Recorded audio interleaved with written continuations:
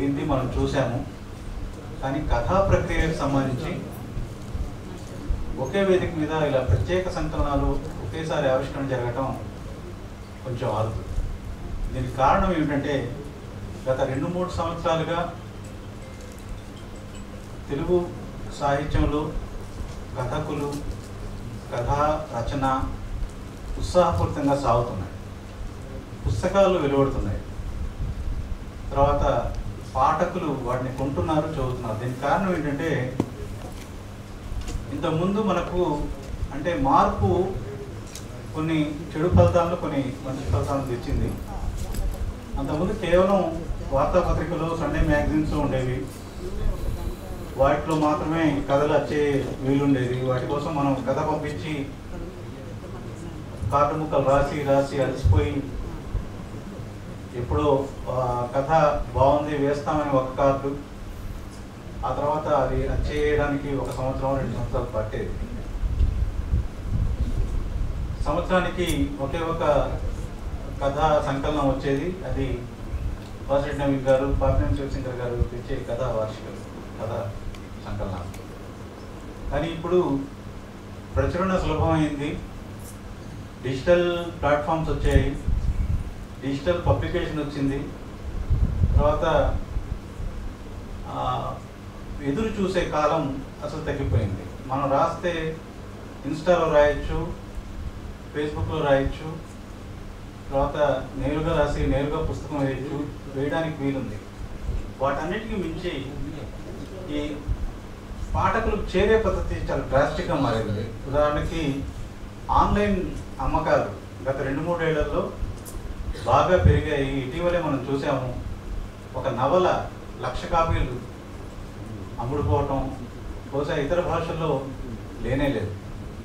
ఇటీవలి కాలంలో ఒక యువ రచయిత రాసిన, రవి మంత్రి రాసిన అమ్మ డైరీలో కొన్ని పేజీలు 1,00,000 కాపీలు ఎలా అమ్ముడుపోయిందంటే, మనకు అమ్మే మాధ్యమం అమెజాన్ అనే ఒక మాధ్యమం ఎప్పుడైతే ఈ 2-3 ఏళ్లలో పుంజుకుందో మన పుస్తకాల ప్రచురణ బాగా పెరిగింది, దాంతోపాటు అమ్మకాలు పెరిగాయి. ఎట్లాగంటే 200 కాపీలు వేస్తున్నారు హాయిగా డిజిటల్ ప్రింట్, ఆ 200 కాపీలు అమెజాన్లో అమ్ముతున్నారు, మళ్ళీ ఆ డబ్బుల్ని ఇంకో 200 కాపీలు.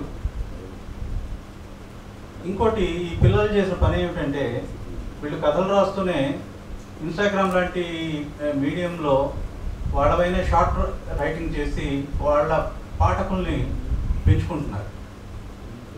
దానివల్ల ఒక్కో ఇన్స్టాలో పాపులర్ అయిన రచయితలు ఒక్కో కథా పుస్తకం వేస్తే 3,000-4,000 అమ్ముడుపోతుంది. ఇది ఎరగమ్మా.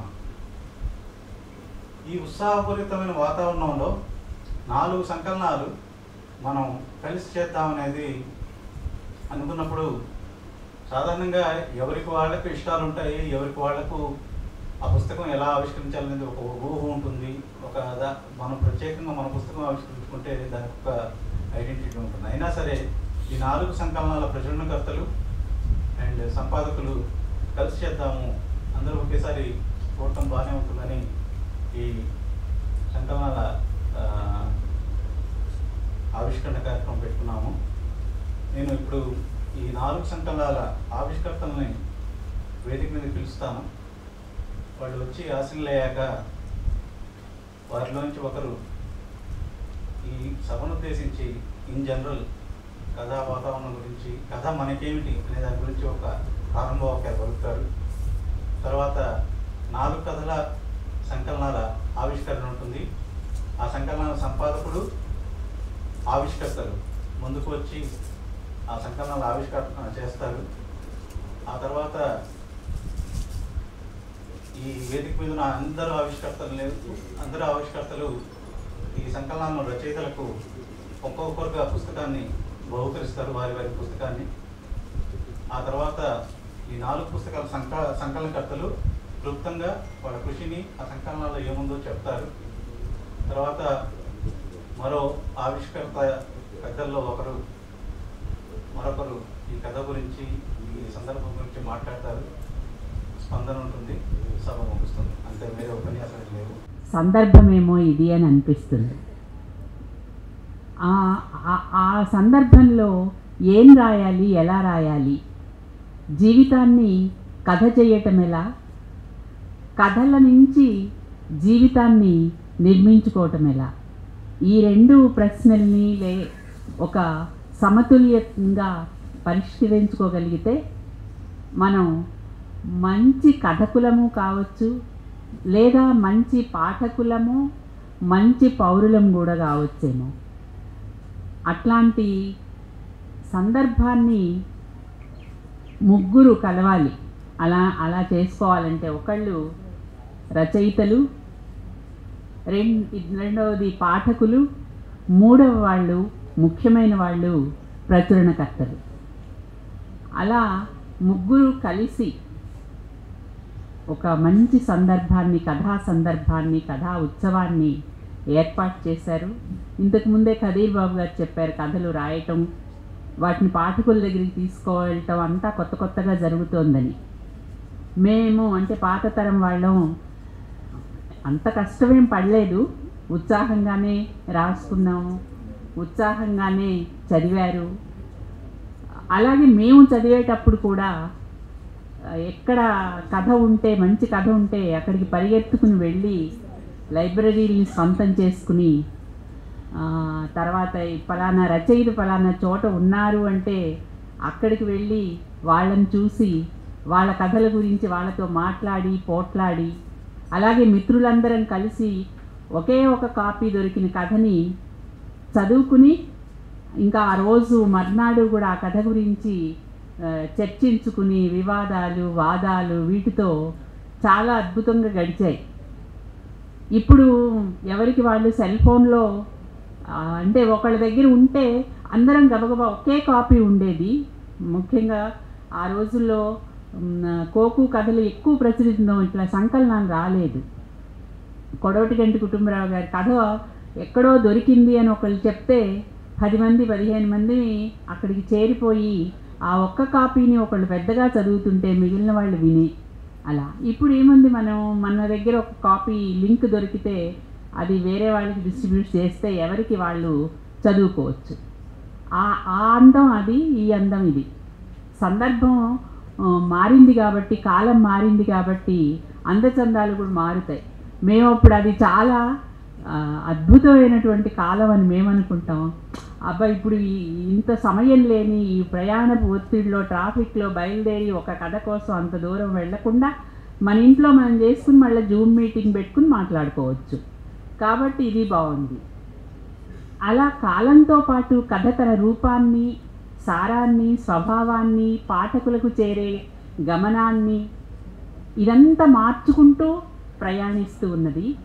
ఆ మార్పులో మనందరం భాగస్వాములమయ్యి అన్ని మార్పులను చూస్తూ ఈ కొత్త సాంకేతిక సాధనాలతో కథని మరింత దగ్గరగా మన చేతుల్లో ఇముడ్చుకుని మన గుండెలకి దగ్గరగా తెచ్చుకునేటటువంటి సమయము, సందర్భము. కాబట్టి మంచి కథ, మంచి కథకులు, మంచి ప్రచురణకర్తలు, మంచి పాఠకులు తయారు కావాలని కోరుతూ ఇలాంటి ఒక చక్కని సందర్భాన్ని కల్పించిన నిర్వాహకులను అభినందిస్తూ సెలవు తీసుకుంటాం. చాలా ఏది అవసరమో ఈ సభకి, ఏది కావాలో అది పలికి ఒక మంచి ప్రారంభాన్ని చేసిన పొలగా గారి కృతజ్ఞతలు.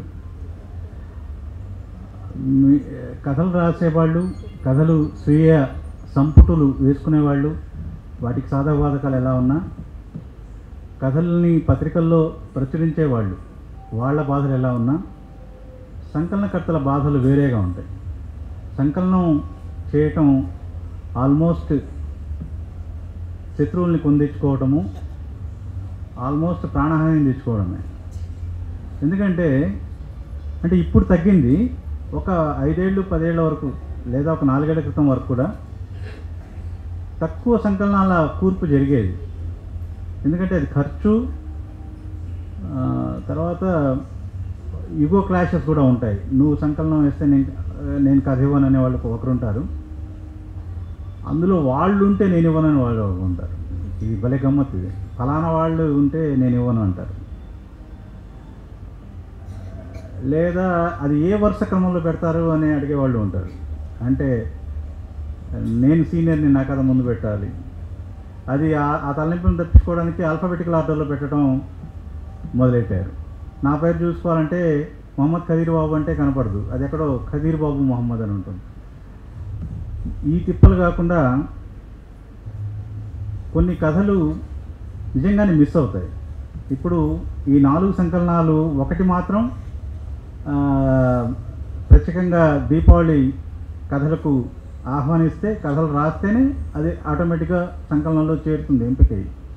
కానీ ఇప్పుడు మిగిలిన 3 కథలు ఉన్నాయి, 3 సంకలనాలు. ఒకటి చింతన కథలు, 2 ఈ కాలపు తెలుగు కథ, 3 ఆధునిక తెలుగు కథ. ఆధునిక తెలుగు కథ 2000 సంవత్సరం తర్వాత రాసిన కథకుల్ని ఎంపిక చేసి వారేశారు. అందులో కొన్ని మిస్సింగ్స్ ఉంటాయి. ప్రతి ఈ కాలపు తెలుగు కథలు గత 25 ఏళ్లలో వచ్చిన కథలను వేశారు, అందులో కొన్ని మిస్సింగ్స్ ఉంటాయి. అయితే ఈ మిస్సింగ్స్ని తప్పించుకోవడం ఎవరికి సాధ్యం కాదు. ఎవరు వేసినా ఆ మిస్సింగ్స్ ఉన్నాయని చెప్పేవాళ్ళు వేసినా కూడా సాధ్యం కాదు. అవి ఉద్దేశపూర్వకంగా చేస్తే మాత్రం బాధ కలుగుతుంది. ఏ సంకలనకర్త కూడా ఉద్దేశపూర్వకంగా ఎవరిని మిస్ చేయకూడదు. ఉద్దేశపూర్వకంగా చేశాడు అని సంకలనకర్త కనిపించినా, లేదా రచయితకి గట్టిగా అనిపించినా, ఆ సంకలనం తన గౌరవాన్ని కొద్దిగా కోల్పోతుంది. అంటే పాఠకులు కూడా గమనిస్తూ ఉంటారు కదా. కానీ ఈ సంకలనం దాదాపుగా జాగ్రత్తలు తీసుకున్నట్టుగా ఉన్నారు, వాళ్ళ శక్తి మేరకు ప్రయత్నించినట్టున్నారు. ఇప్పుడు 4 పుస్తకాల సంకలనకర్తలు వేదిక దగ్గరికి రావాల్సిందిగా కోరుతున్నాను. వెంకట సిద్ధారెడ్డి అండ్ అజయ్ ప్రసాద్, తర్వాత కుమార్ పునపరాజు వేదిక మీద ఉన్నారు.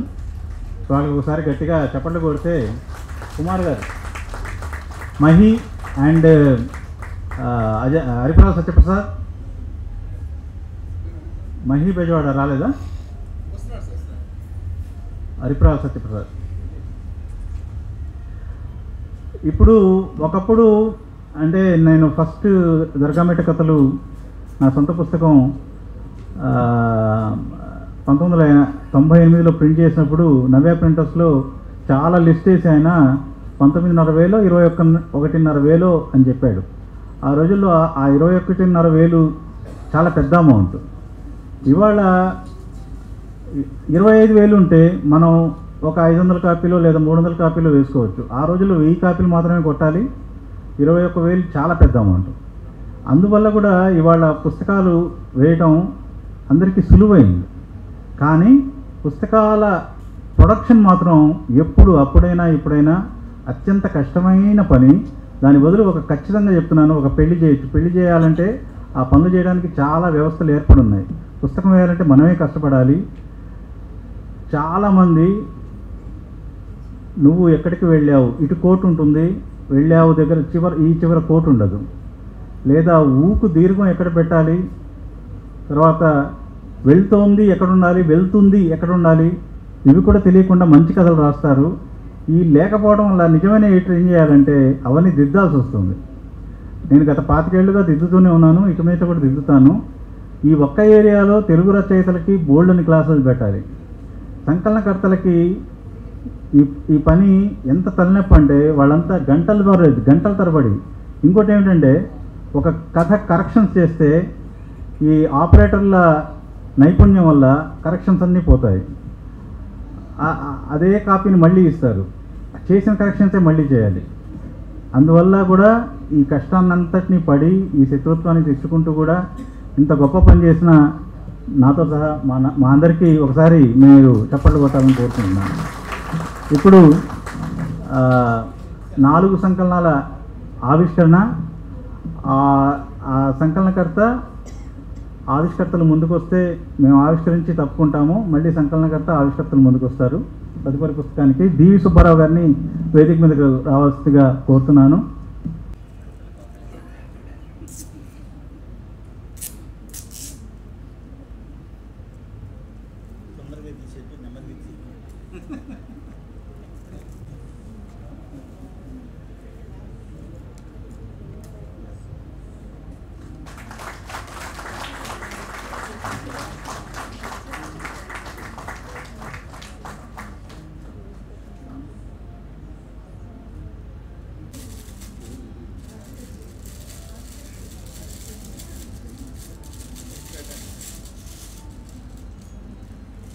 Wow, super.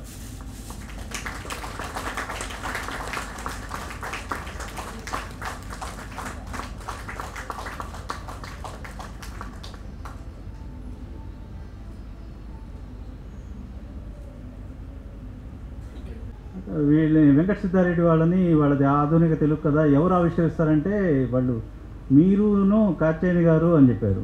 నాకు అప్పుడు గుర్తొచ్చింది, నేను కూడా కథకునే కదా, నేను కూడా ఆవిష్కరించవచ్చు కదా అనేసి. అలా పనిలో పడితే మన సొంత అస్తిత్వం కూడా మర్చిపోతామేమో అనిపించింది. నన్ను కూడా కథకుడిగా గుర్తించి నన్ను ఆవిష్కరించమన్నందుకు కృతజ్ఞతలతో కాచేని గారు నేను సంపాదకులతో కలిసి ఆధునిక తెలుగు కథను ఆవిష్కరిస్తాం.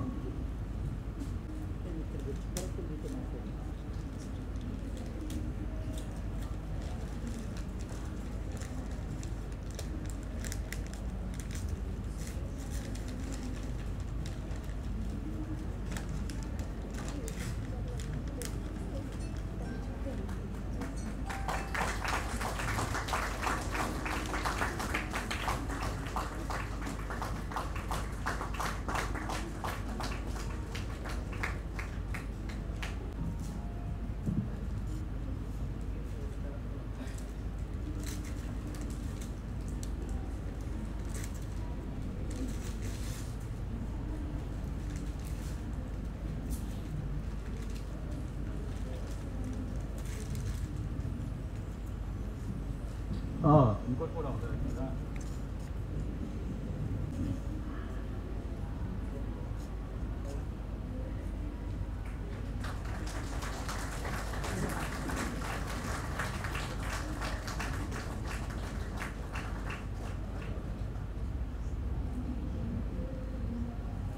ఇప్పుడు అత్యంత ముఖ్యమైన ఘట్టం ఏమిటంటే ఏ సంకలనం సంపాదకుడు ఆ సంకలనం రచయితలను పిలుస్తారు. వాళ్ళకి పుస్తకాలు ఈ గొప్ప రచయితలు ఒక జ్ఞాపకంగా వాళ్ళకి బహుకరిస్తారు. ఈ కార్యక్రమం తప్పనిసరిగా ఆ రైటర్స్ని మీరు చూడండి, వాళ్ళని గుర్తుపట్టండి, వాళ్ళ కథలు చదవండి, వాళ్ళ పుస్తకాలు బయట ఉన్నాయి కొనండి. అందరూ చాలా మంచి కథలు రాస్తున్నారు ఇప్పుడు.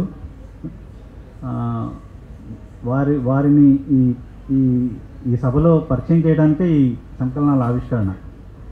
కాబట్టి ఇందులో పెద్ద ఉపన్యాసాలు ఉండవు. ఈ రచయితల్ని మీ అందరికీ పరిచయం చేయాలనే ఇప్పుడు నేను దీపావళి ప్రత్యేక కథల్లో ఉన్న రచయితలు ఇక్కడ ఎవరైతే రాగలిగారో వాళ్ళని పిలుస్తాను.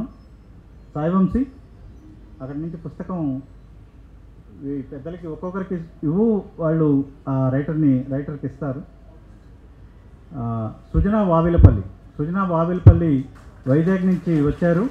ఆమె PhD చేస్తున్నారు ఇంగ్లీష్లో. అదే నువ్వు అనే కథ చాలా మంచి కథ రాశారు, మొదటి కథ అమ్మాయిది. ఆ అమ్మాయికి సిద్ధార్థ గారు కాపీ అందించవలసిందిగా కోరుతున్నాను. చాలా చాలా మంచి కథలు రాస్తున్నాడు, ముఖ్యంగా మెట్రో లైఫ్ని రాస్తున్నాడు. వారికి గుణదుర్తి సుధాకర్ గారు కాపీ ఇస్తారు. మన్ప్రీతం ఇంకా సంకలనం వేయలేదు, చాలా ప్రామిసింగ్ రైటర్.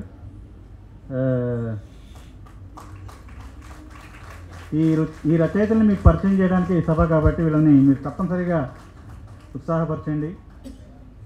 ఈ రచయితల్ని పేర్లను గుర్తుపెట్టుకొని చదవండి. ఆత్మీయులారా, కథలు రాస్తున్న రచయితలకు హృదయపూర్వకమైనటువంటి అభినందనలు. కథలు బాగా చదువుతున్న హృదయ పాఠకులకి ధన్యవాదాలు. వాటిని ప్రచురిస్తున్న సంస్థలకి కృతజ్ఞత తెలియజేస్తున్నాను. నన్ను ఇక్కడ రమ్మన్నదే నా అదృష్టం. నన్ను మాట్లాడిన మనీ చెప్పమని అన్నప్పటికీ మాట్లాడమన్నందుకు కొంచెం ఇబ్బందిగా ఉంది. ఏం రాస్తున్నారు, ఎందుకు రాస్తున్నారు, ఏం చెబుతున్నారు అన్నది రచయితలు ఏమనుకుంటున్నారు, పాఠకులు ఏమనుకుంటున్నారు అనేది అంచనా వేసుకునే అవకాశం ఈ ప్రచురణకర్తలకు ఉంటే బాగుండు అని అనుకుంటున్నా. రచన చేయడానికి వాళ్ళకి సంకల్పం ఏమిటి, రచన వల్ల పాఠకుల్లో వస్తున్నటువంటి సంచలనం ఏమిటి, దీన్ని ఏమన్నా ఆలోచన చేస్తారేమోనని సహృదయ మిత్రులకు తెలియజేసి నన్ను అసంకల్పితంగా మాట్లాడాల్సిన అవసరం వచ్చినప్పటికీ విన్న మీకు ధన్యవాదాలు తెలియజేస్తూ సెలవు తీసుకున్నాను. నమస్కారం. 5 నిమిషాలు టైం ఇచ్చారు, 4 నిమిషాలు ప్రయత్నం చేస్తాను. చెప్పుకోవడానికి లేదు, పుస్తకం వచ్చిన తర్వాత పుస్తకం మాట్లాడుతుంది. మేము ప్రత్యేకంగా మాట్లాడాల్సిన అవసరం లేదు. కానీ ఒకే సందర్భంలో ఇట్లా 4 పుస్తకాలు రావడమే గొప్ప విషయం. ఇట్లా 4 రకాలుగా నలుగురు వ్యక్తులు ఆలోచించి సంకలనాలు చేయాలని ఆలోచన రావడమే గొప్ప విషయం. అలాంటి ఒక సందర్భం, అలా ఆలోచించడానికి అవకాశం, అలాంటి పుస్తకాలు తీసుకొచ్చి పాఠకుల ముందు తీసుకొచ్చేందుకు పాఠకులు ఇచ్చిన అవకాశం, ఇవన్నీ గొప్పవి. ఇవన్నీ ఒక్కసారి ఒక సందర్భం అలా కలిసి వస్తుందంటే. అలాంటి సందర్భం ఒకటి మా జీవితంలో జరిగింది. ఏంటంటే కరోనా తర్వాత చాలా క్యాజువల్గా మాట్లాడుకుంటున్న సందర్భంలో ఇప్పుడు రాస్తున్న వాళ్ళు, కొత్తగా రాస్తున్న వాళ్ళ గురించి చాలా ఆలోచన చేసాం. అంటే మేము అన్వీక్షి వెంకట సిద్ధారెడ్డి మహి బెజవాడ ప్రచురణ సంస్థ ప్రారంభించిన తర్వాత చాలామంది కొత్త రచయితల పుస్తకాలు కూడా వేయడం జరిగింది. చాలామంది కొత్త రచయితలు వస్తున్నారు, రకరకాల కారణాలు. సాక్షి లాంటి కొన్ని పత్రికల్లో వాళ్ళకి అవకాశాలు రావడం, కదిరిబాబు గారి రైటర్స్ మీట్ చేయడం, అన్వీక్షి లాంటి పబ్లిషర్స్, ఛాయా లాంటి పబ్లిషర్స్ రావడం, ఇది ఒక సాహితీ మొత్తం చరిత్రలో చూస్తే ఒక మైల్ రాయి లాంటిది, ఒక చిన్న మలుపు లాంటిది కూడా. లక్షల కొద్ది పుస్తకాలు అమ్ముతున్న రచయితని ఈరోజు తెలుగు రచయిత మనం చూస్తున్నాం. తెలుగు పుస్తకాన్ని పైరసీ చేసే పరిస్థితి కూడా మనం చూస్తున్నాం. ఇదంతా జరగడానికి వెనకాల ఈ రచయితలు ఏం రాస్తున్నారు అనే ఆలోచనలో మొదలైంది ఇది. సో ఆలోచన మేము అనుకునేది ఏంటంటే 2000 తర్వాత రాయడం మొదలుపెట్టిన వాళ్ళని తీసుకొని 2021 వరకు, అంటే మేము అనుకున్న సందర్భంలో 21 వరకు 20 సంవత్సరాల్లో, ఈ 2 దశాబ్దాల్లో మాత్రమే రాసిన వాళ్ళు, అంటే ఇంతకు ముందు రాసిన వాళ్ళు సీనియర్స్ వాళ్ళని తీసుకోకుండా ఇప్పుడే మొదలుపెట్టి రాస్తున్న వాళ్ళు ఏం రాస్తున్నారు, అవన్నీ అబ్జర్వ్ చేస్తే బాగుంటుందనే ఆలోచనలో మొదలైన ప్రయత్నం ఇది. పబ్లిషర్లుగా మా 3 పేర్లు ఉన్న మొదలుపెట్టినప్పుడు ప్రయత్నం చేసినప్పుడు వాళ్ళ పేరు చెప్పకుండా ఉండకూడదు. వెంపల్లి షరీఫ్, తర్వాత చందు తులసి, మానస ఇండ్లూరి, మేమంతా కలిసి ప్రయత్నం మొదలుపెట్టాం. తర్వాత దాన్ని పక్కన పెట్టాము కారణాంతరాల వల్ల. మళ్ళీ తర్వాత ఆలోచన చేసినప్పుడు ఈ మధ్యకాలం మళ్ళీ ఆలోచన మొదలైనప్పుడు రెండో ఆలోచన దీనికి జోడింపు ఏంటంటే, తెలుగులో వస్తున్న కథల్ని ఇతర భాషల వాళ్ళు ఎందుకు వచ్చింది. మన జయకాంతన్ అంటున్నాం, మనం ఇంకొక రచయితను మాట్లాడుతున్నాం, వసుధేంద్ర అంటున్నాం, కన్నడలో కాంటెంపరీ రచయిత వసుధేంద్రను కూడా మనం మాట్లాడుతున్నాం. తెలుగులో అట్లా ఇతర భాషల్లో మాట్లాడుతున్నారా లేదా అన్నప్పుడు అలాంటి అనువాద యోగ్యమైన కథలు, అనువాదానికి పట్టుబడే కథలు కూడా కావాలి. అంటే మేము అందుకని కొన్ని ఈ కథ ఇందులో ఉండదగినవి మాకు అనిపించిన పెట్టలేని కారణానికి ఇంకో కారణం ఏంటంటే, ఒక ప్రధాన కారణం ఏంటంటే ఇవి అనువాదానికి లొగుతాయి లేదని కూడా ఒక గీట్రాయి పెట్టుకున్నాం మేము. సో ఈ ప్రయత్నం ఆలోచన ఏంటంటే, ఒకటి ఇప్పుడు రాస్తున్న వాళ్ళు ఏం రాస్తున్నారు అనేది అందరికీ చూపించాలి, ఒక చోట చేర్చి చూపించాలి. రెండోది దీన్ని వేరే భాషలోకి తీసుకెళ్ళి వేరే భాషల వాళ్ళు కూడా తెలుగులో మంచి కథలు వస్తున్నాయి అనుకునేలాగా చేయాలి. ఈ రెండు మాత్రమే ప్రధానంగా మాకున్న ఆలోచన. అయితే మేము ఎందుకు కాంటెంపరీ రచయితల్ని ఇప్పుడు రాస్తున్న వాళ్ళని పట్టుకోవాలనుకున్నామంటే, ఇప్పుడు నేను చెప్పే మాట తెంపరితనంగా అనిపిస్తే ముందస్తుగా క్షమాపణ చెప్తున్నాను. మనం సాహిత్యం గురించి మాట్లాడినప్పుడు లేదా ఏదైనా ప్రముఖ పుస్తకాల షాప్కి వెళ్ళినప్పుడు ప్రధానంగా ముందు కనపడేవి లేదా వాళ్ళు చదవమని రికమెండ్ చేసేవి, ఎవరైనా రచయిత మీరు ఫలానా రచయితను చదివారా అని చెప్తున్న రచయితలు అందరూ మహామహులు. వాళ్ళు ఎవరిని నేను తక్కువ చేసి మాట్లాడలేదు, కానీ అక్కడే ఆగిపోతున్నాం. పెద్ద పెద్ద రచయితలు, బహుశా గతించిన రచయితల దగ్గర ఆగిపోతున్నామేమో అని ఇప్పుడు వస్తున్న రచయితల్లో ఉన్న స్పార్క్ను కూడా గుర్తించట్లేదేమో బహుశా మనం అక్కడ ఆగిపోవడం వల్ల గుర్తించట్లేదేమో అని ఒక చిన్న బాధ కూడా దీని వెనకాల ఒక కారణం.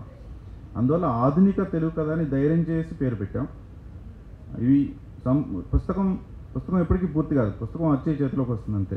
అది రచయిత రాసినా సంకలనకర్తలు చేసినా ఆ ప్రయత్నం ఒక చోట ఆపాలి, కాబట్టి ఆపి పుస్తకం అవుతుంది. ఈ ప్రయత్నం మేము కొనసాగించాలి, చదివిన పాఠకులు కొనసాగించాలి, ఇతర పబ్లిషర్స్ కూడా ఇలాంటి ప్రయత్నాలు చేయాలి. మరిన్ని ఇలాంటి పుస్తకాలు రావాలి. ఒక పుష్ప కాదు, 1000 పుష్పాలు వికసించనివ్వాలి. ధన్యవాదాలు. సమీక్షలు రాసేవాళ్ళే ప్రచారకులు, విమర్శ రాసేవాళ్ళే ప్రచారకులు. ఆ విమర్శ సమీక్ష ఇంత వస్తే అదే పెద్ద ఘనతగా. ఎప్పుడైనా సాహిత్యం పేజీలో ఎవరి గురించైనా ఒక వ్యాసం వస్తే ఆ రోజు అతను భోజనం చేయకుండా తిరిగేవాడు. కానీ ఇప్పుడు సోషల్ మీడియాలో తమకు తాముగా ముందుకొచ్చి సాహిత్యాన్ని ప్రచారం చేస్తూ రీల్స్ చేస్తూ, ఈ రీల్స్ ఏమిటో పెద్ద ఒక గమ్మత్తు. రీల్స్ చూస్తారు చాలామంది. మొన్నసారి నేను ట్రైన్లో మా ఊరి నుంచి వస్తుంటే ఆ పక్కనున్న ఒక అమ్మాయి సాఫ్ట్వేర్ అమ్మాయి, బహుశా 20-21 ఏళ్ళు ఉంటాయి. ఎవరు పద్మ నేను అనుకుంటా, వస్తాను కాకినాడ నుంచి వస్తుంటే. ఆ 21 ఏళ్ళ అమ్మాయి మమ్మల్ని ఇద్దరిని గుర్తించలేదు, కానీ రవి మంత్రి రాసిన అమ్మ డైరీలో కొన్ని పేజీలు చదివానండి, అలా మీరు ఎవరన్నా ఇన్స్టాలో ఏమన్నా మీ పుస్తకాలు ఏమైనా పెట్టున్నారా అని మమ్మల్ని అడిగారు. ఇది నాకు కొంచెం ఆశ్చర్యంగానూ అయోమయంగానూ కూడా అనిపించింది. అయితే నేను నవోదయ బుక్ హౌస్కి వెళ్తే ఈ ఇన్స్టాలో పాపులర్ అయిన వాళ్ళ పుస్తకాలు అక్కడ స్లోగా వెళ్తున్నాయి, నా పుస్తకాలు అక్కడ స్పీడ్గా వెళ్తున్నాయి. ఆ రీడర్స్ ఈ రీడర్స్ వేరువేరా? వీళ్ళ మధ్య ఒక సమతుల్యత లేదా ఎప్పుడు వస్తుందో తెలియదు, మనకి కొత్తగా వస్తుందో రాదో తెలియదు. ఈ డిజిటల్ మీడియాలో, సోషల్ మీడియాలో సాహిత్యాన్ని ప్రచారం చేస్తున్న వ్యక్తుల్ని నేను ఇప్పుడు కుర్రాళ్ళు అనొచ్చాను, వాళ్ళని పిలుస్తాను, వాళ్ళకు ఒకసారి చప్పట్లు కొట్టండి. వాళ్ళ వల్ల వందల వేల కాపీలు అమ్ముడుపోతున్నాయి.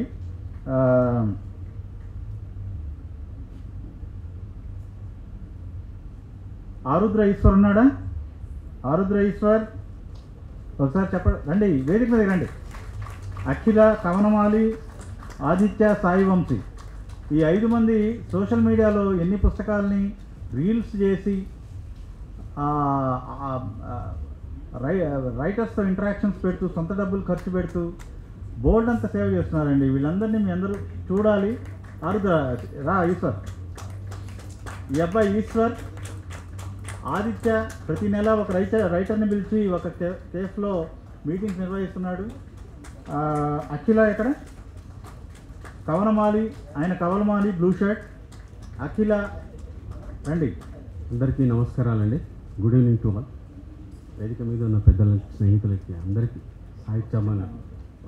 ఇక్కడున్న ఒక 3-4 4 పుస్తకాల సెట్టు గౌరవంగా బహుకరించాలని అందరం సంపాదకులు అనుకున్నాము. వాసిరెడ్డి నవీన్ గారికి, రాజా రామ్మోహన్ రావు గారికి, రామరాజు గారికి దయచేసి నాకు వాళ్ళకి అద్భుతమైన సాయంత్రంగా అనిపిస్తుందండి. నేను ఇప్పటిదాకా నా జీవితంలో నేను కథ రాయలేదు, నేను కవిని మాత్రమే. కథకి కవిత్వానికి నాకు పెద్ద తేడా ఏం లేదు, మొదటి నుంచి అంతే నాకు.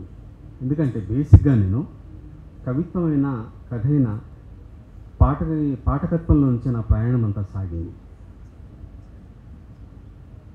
నా ఫ్రెండ్స్ అందరూ కూడా మంచి మంచి కవులయ్యి ఆ తర్వాత కథకులుగా మారి చాలా అద్భుతమైన ప్రయాణాన్ని కొనసాగిస్తున్న తర్వాత కూడా నేను పాఠకుడుగా ఉండి చాలా ఆనందాన్ని పొందడంలో ఉన్న స్వేచ్ఛని నేను చాలా దగ్గరగా తీసుకోవటం వల్ల పాఠకత్వంలోని ఆనందం నన్ను ఇంకా ఇలా ముందుకు నడిపిస్తుంది.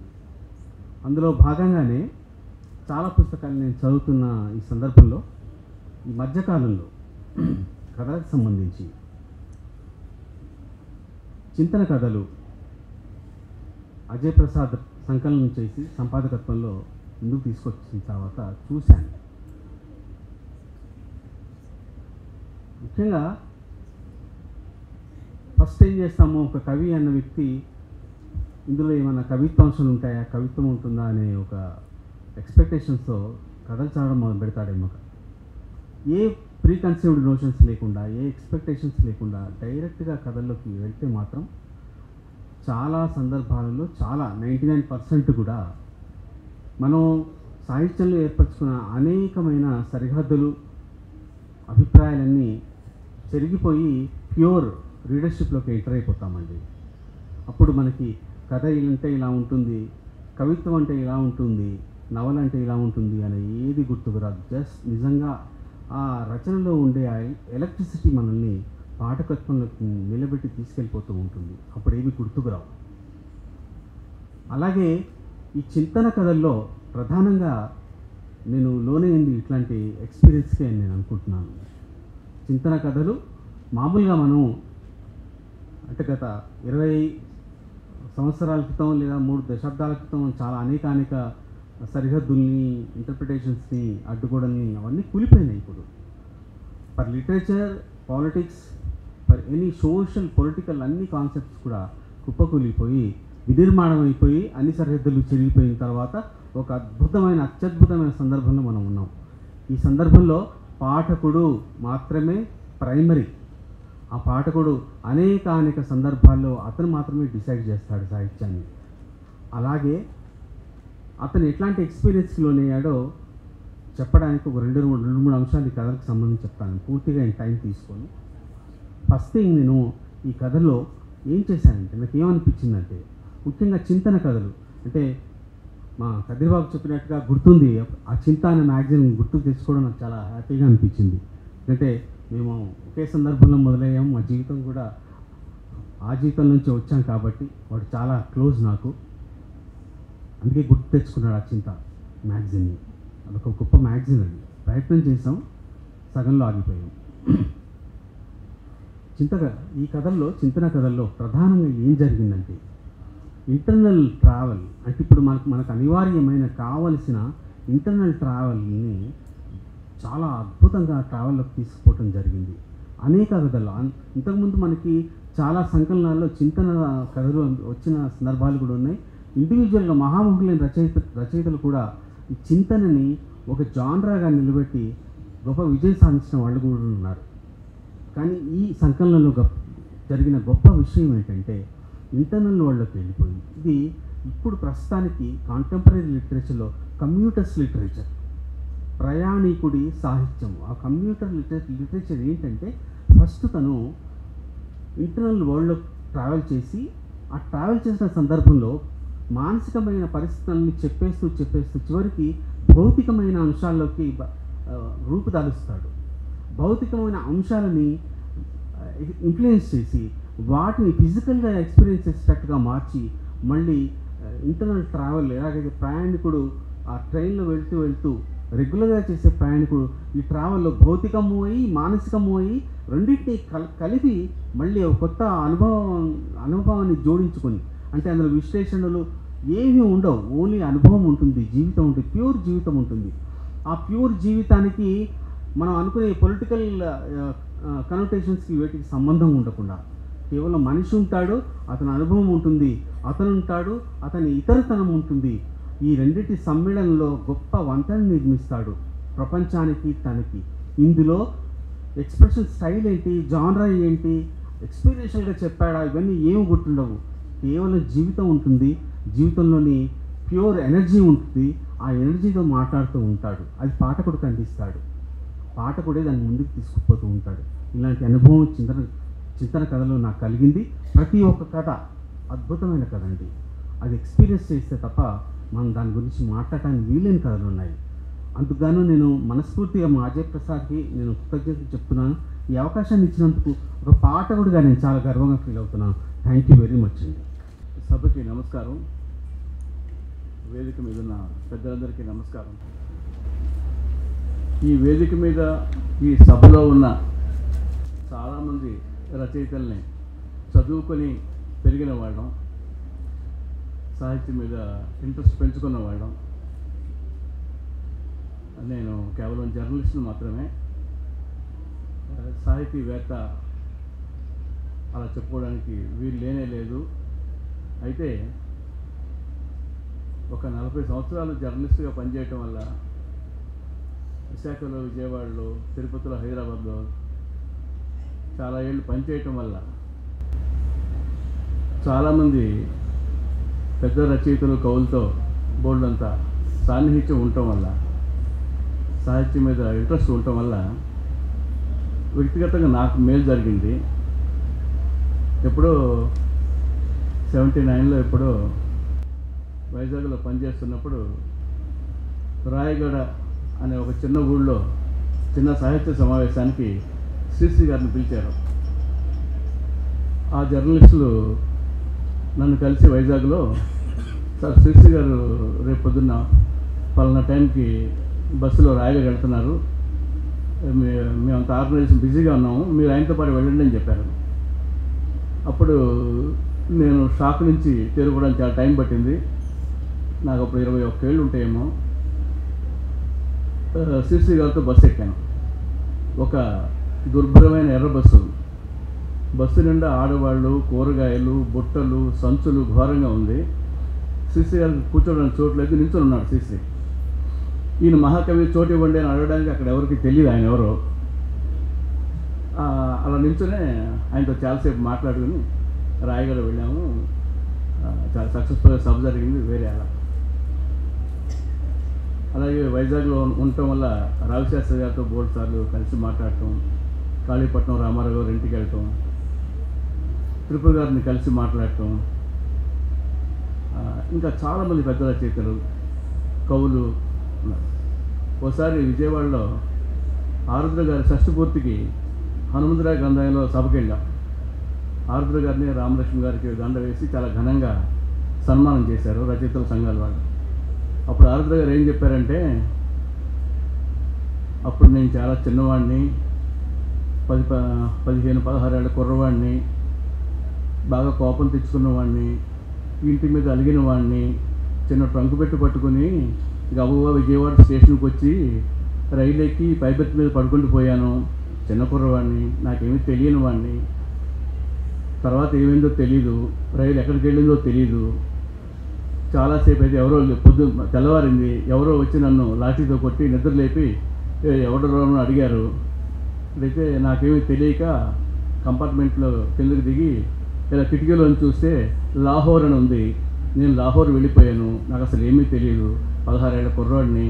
అయితే చిన్న సులేష్ ఏంటంటే, లాహోర్లో మా పక్క రైలు ఆగి ఉంది, ఆ రైలు మీద తలనొప్పిగా ఉందా, అమృతాంజనే వాడండి అని పెద్ద వాల్పోస్టర్ అతికించింది. అమ్మాయ చాలా హ్యాపీగా ఉందని నాకు అనిపించింది అని చెప్పాడు.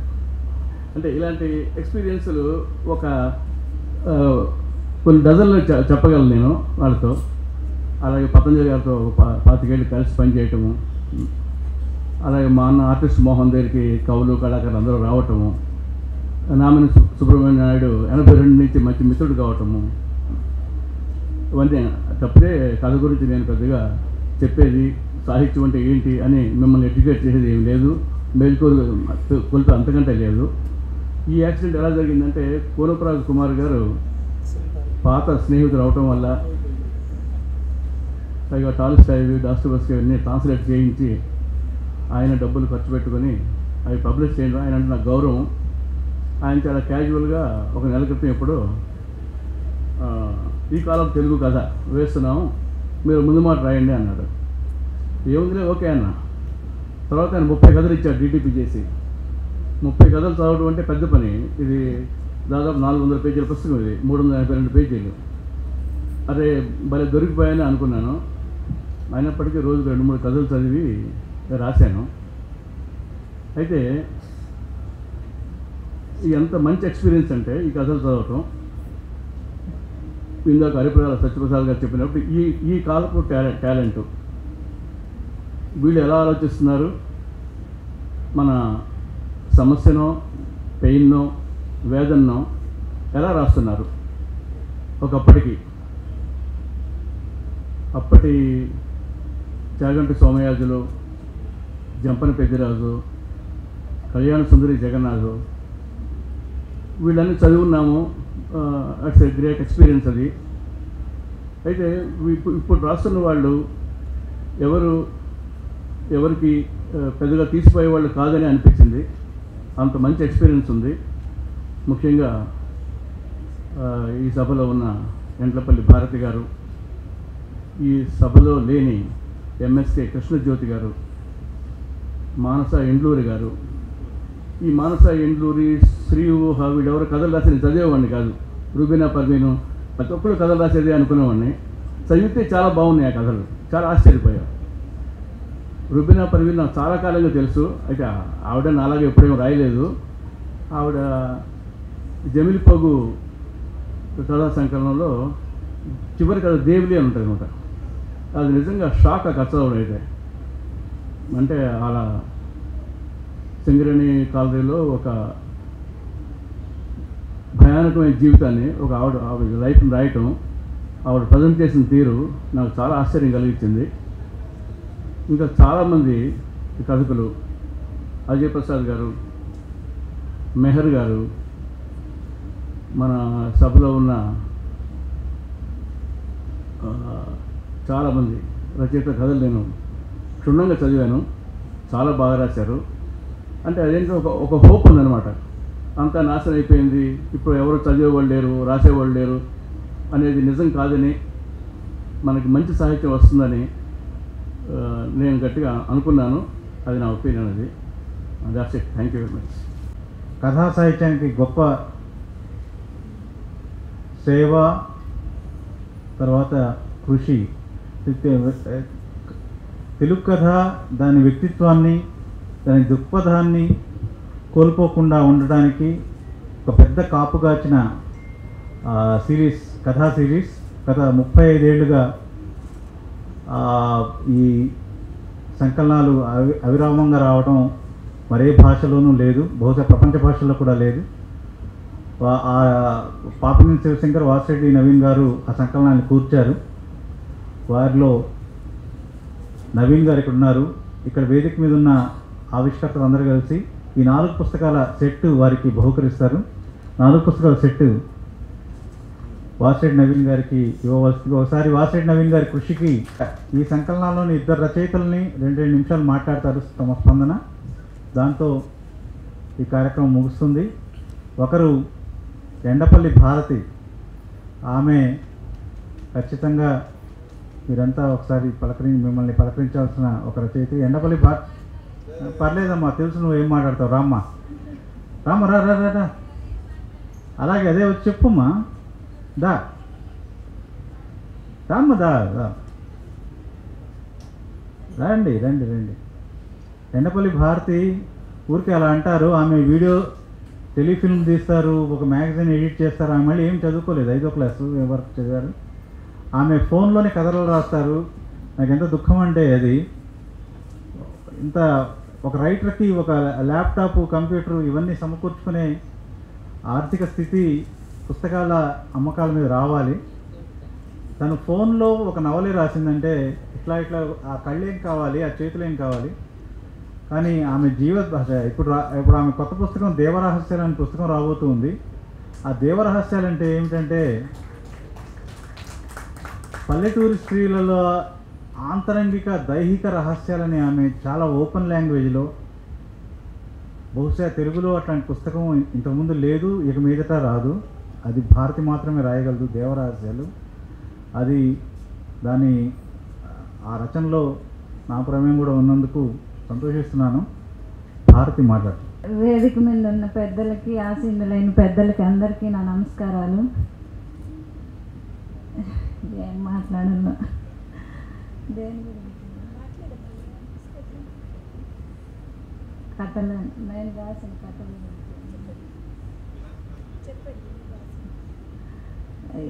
ఇప్పుడు అందుకున్న పుస్తకంలో ఎండనీళ్ళు అనే కథ ఒకటి ఉంది. ఇంకా నల్లకోడి పెట్ట అనే, మా ఇంటికి వచ్చిన నల్లకోడి పెట్ట అనే కథ ఒకటి ఉంది. అది మామూలు మా గ్రామాల్లో కోళ్ళు మనుషులతో మేము ఎట్లా జీవిస్తాము అనే దానిపైన రాసిండేది. ఇంకా మొత్తం అన్నీ నా కథలన్నీ మనుషులతో కలిసే పోతాయి. విడివిడిగా ఒకరిద్దరితో రాసే కథలు ఉండవు. ఎందుకంటే గుంపులో నేను ఉంటా కాబట్టి గుంపు కథలే వస్తాయి ఎక్కువ. ఒకరిద్దరిని రాయాలన్నా కూడా ఇంకా ఒకరిద్దరు ఎక్కడ అంటే చాలామంది రాస్తారు. అదెందుకో నాకు ఇంకా అలవాటు కాలేదు. ఒకరిద్దరు కథలు రాయాలన్నా ఇంకెక్కడో అడవిలో పాడు ఉంటే ఒకరో ఇద్దరు ఇచ్చేమో అనుకున్నా. కానీ ఊర్లో ఉంటాం కాబట్టి మొత్తం మా బంధువులు కానీ లేదా ప్రతి మనుషులు నేను తిరిగే చోట కానీ గ్రామాల్లో కానీ చుట్టుపక్కల కానీ చూసింది వినింది అట్లాంటి వాటిని కథలుగా రాస్తున్నాను. అంటే ఇంక దానికి మించి కథ ఏముంటుంది నా అభిప్రాయము. మన బతికే కదా ఒక కథ అనిపించింది. కానీ వేరే అంటే స్థాయిని బట్టి ఉంటాయి. కానీ ఆ స్థాయిలో కూడా ఆ కథలు ఉంటాయి. ఆ కలుసుకోవడము, బతకడము, జీవించడమే ఉంటుంది. ఎంత పెద్ద స్థాయి అయినా, ఎంత చిన్న స్థాయి అయినా. కథ అంటే ఒక జ్ఞాపకం. అంటే దేన్ని కూడా మంచి చెడ్డుగా చెడగా అని విమర్శ అనేది పక్కన పెడితే కథ అనేది ఒక జీవితము. ఆ జీవి అంటే మన జంతువులు కావచ్చు, మనుషులు కావచ్చు, పుట్టడం చావడం మధ్యలో జరిగేది కథ. దానికి పంచభూతాలు తోడుగా ఉంటాయి. వీటన్నిటిని కలుపుకోవడమే ఒక కథ అని మా పెద్దలు చెప్పింది. అంటే మీరు ఎట్లా స్కూల్కి పోయి అయ్యవార్ల దగ్గర నేర్చుకుంటారో అట్లా మేము మా వాళ్ళ దగ్గర తాతల దగ్గర నేర్చుకున్న పాఠాలు ఇవి. ఇంకా ఎక్కువ మాట్లాడలేను. Thank you. అందరికీ నమస్కారం. అక్కడ మూల దాక్కుంటా ఉన్నాను, నేను దొరకకూడదు అనుకని దొరికిపోయినా. ఎనీవే, ఇవాళ ఆవిష్కరించిన 4 పుస్తకాల్లో దీపావళి కథ ఒకటి అండ్ ఈ కాలపు తెలుగు కథలో నా 2 కథలు ఉన్నాయి. ఒకటి వచ్చేసి మహోన్నతుడు. అది నేను ఫీల్డ్ వర్క్లో ఉద్యోగరీత్యా చెంగిచెర్ల వెళ్ళినప్పుడు ఒక యానిమల్ బోన్ పిక్కర్ స్టోరీ రాశాను. ఇంకొకటి ఇసుకద్దమ్మ, అది మీ అందరికీ తెలిసిందే, 2వ పుస్తకంలో. అయితే ఒకదానికి ఎడిటింగ్ కూడా చేశాము నేను, సాయి వంశీ. ఇంకోటి ఆల్రెడీ పబ్లిష్ అయింది కాబట్టి ఫస్ట్ పుస్తకంలో అది అట్లనే వచ్చేసింది.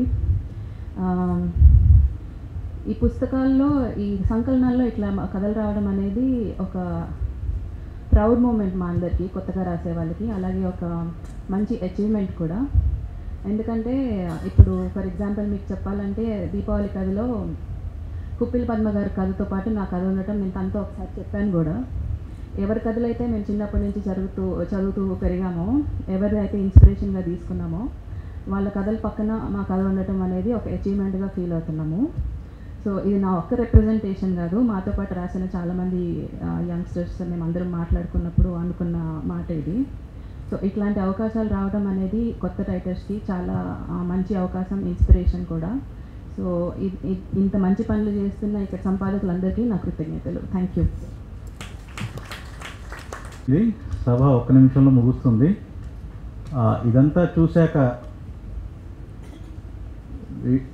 ఏమనిపించింది, దీని కొనసాగింపు ఏమిటి, ఏం చేయాలనేది మరొకసారి పోలగా గారు వచ్చి ఒక ముగింపు వాక్యం చెప్పాలి. చెప్పాక వందన సమర్పణ మన కుమార్ కోనప్రాజు గారు చేస్తారు. పోలగా గారు. మరోసారి నమస్కారం. ఇంతమంది రచయితలు వాళ్ళ కథలు రాసినటువంటి తీర్ల గురించి ఇంత మంచి సమావేశం జరిగింది. అదే చాలా బాగుంది. అలాగే ఇప్పుడిప్పుడు రాస్తున్నటువంటి వాళ్ళ దగ్గర నుంచి, చాలా కాలం నుంచి రాస్తున్న వాళ్ళ వరకు అందరూ ఒకరినొకరు తెలుసుకోవటం అనేది ఈ కథా సంకలనాల ప్రయోజనం అని నేను అనుకున్నాను. ఆ ఒకరినొకరిని తెలుసుకున్న తర్వాత ఏం జరుగుతుంది, ఇంతకు ముందు రాసిన వాళ్ళ నుంచి కొత్త వాళ్ళు నేర్చుకోవచ్చు, కొత్త వాళ్ళ నుంచి క్రితం తరం వాళ్ళు నేర్చుకోవచ్చు. ఈ పరస్పరం నేర్చుకోవటం అనేటటువంటిది రచయితలకు చాలా పెద్ద విషయము. తప్పకుండా అది జరుగుతుందని, ఈ కొత్త వాళ్ళు ఎలాంటి వస్తువుని ఎంచుకుంటున్నారు, ఎలా వ్యక్తీకరిస్తున్నారు, ఏ భాష వాడుతున్నారు, ఇవన్నీ అంతకుముందు మా తరం వాళ్ళని చూసి నేర్చుకోవచ్చు, మార్చుకోవచ్చు. అలాగే పాత తరం వాళ్ళని కథలు కూడా ఇందులో ఉన్నాయి. వాటిని చూసి కొత్త వాళ్ళు నేర్చుకోవాలనుకుంటే నేర్చుకోవచ్చు, లేకపోతే ఇలా రాయకూడదు అని కూడా అనుకోవచ్చు, మనం కొత్తగా రాయాలి అని కూడా అనుకోవచ్చు. ఏమైనా పాఠకుల్లో జరిగేటటువంటి ప్రక్రియ, రచయితల్లో జరిగేటటువంటి ఈ ప్రక్రియ చాలా ముఖ్యం. ఈ కథా సంకలనాల వల్ల జరుగుతుంది. ఇక పాఠకులు ఇచ్చేటటువంటి ప్రోత్సాహం వల్ల ప్రచురణకర్తలు మరిన్ని ఇట్లాంటి విభిన్నమైన కథా సంకలనాలు తీసుకురావడానికి ఉత్సాహపడతారు. ఇక్కడికి వచ్చినటువంటి వాళ్ళందరికీ నేను అనుకుంటా, రచయితలకి ఒక కథా సంకలనంలో మన కథ ఉంటే బాగుంటుంది అని అనిపిస్తుంది. కొంతమంది ఔత్సాహికులకు మనం కూడా ఒక సంకలనం తీసుకొద్దామని అనిపిస్తుంది. ఈసారి కథా సంకలనంలో నా కథ ఉండాలి అని కొంతమంది రచయితలకు అనిపిస్తుంది. ఇన్ని విభిన్న భావోద్వేగాలని మూటగట్టుకుని మనందరం ఇళ్ళకు వెళ్తాము. అదే ఈ సమావేశ ప్రయోజనం. నమస్కారం. సంబంధించిన ఒక వ్యవస్థ, ఆయన కథల బడి గురించి, కథలు రాయడం గురించి 3-4 గ్రంథాలు రాశారు. తర్వాత శిబిరాలు నిర్వహించారు. తనే స్వయంగా దాదాపు 400-500 కథలు రాశారు.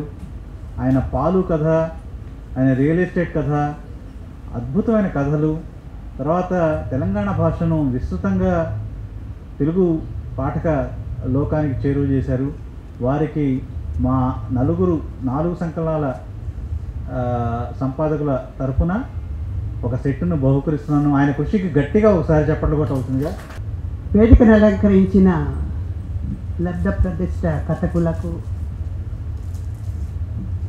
సభలో ఉన్న కొత్త కళలకు, కొత్త కవులకు నా హృదయపూర్వక అభినందనలు తెలుపుతూ, నేను ఒక ప్రేక్షకురాలిగా, ఒక పాఠకురాలిగా కొన్ని జస్ట్ ఒక 2-3 నా అభిప్రాయాలు చెప్పాలనుకున్నాను.